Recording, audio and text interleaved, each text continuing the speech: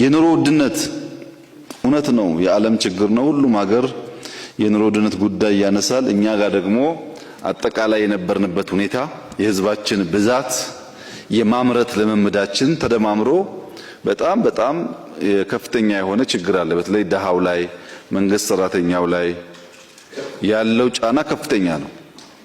ይሄ የሚፈታው በማምረት ብቻ ነው። ሌላ መንገድ የለውም። ቲማቲም ውድ ነበረ፣ አመረታችሁ። አሁን ገበያ ላይ ያለው ለውጥ ተመልከቱ።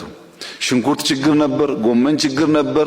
ተመልከቱ እንዴት ገበያውን እያቀዛቀዘው እንደሆነ። አሁን ማስቀጠል አለብን በሁሉም ምርቶች። ይሄን በተለይ ሌማት ላይ ዶሮ፣ እንቁላል፣ ወተት፣ ስጋ የጀመርናቸው ስራዎች በጣም ወሳኝ ናቸው።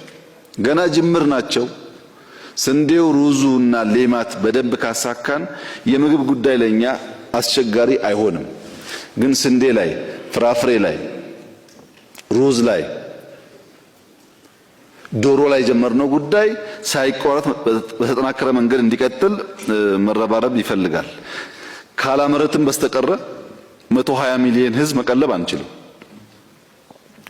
ማምረት ያስፈልጋል። ሁሉም ባለው አቅም በከተማም በገጠርም አቅም በፈቀደ መጠን እያመረትን የምግብ ሉዓላዊነት ማስከበር አለብን። አድዋን አድዋ የሚያደርገው የማትለምን ኢትዮጵያ ካለች ብቻ። አድዋ ዛሬ በምግብ ራስን በመቻል ባለመለመን ካልደገምነው በስተቀረ በነበረው ታሪክ ብቻ ሙሉ መሆን አይችልም።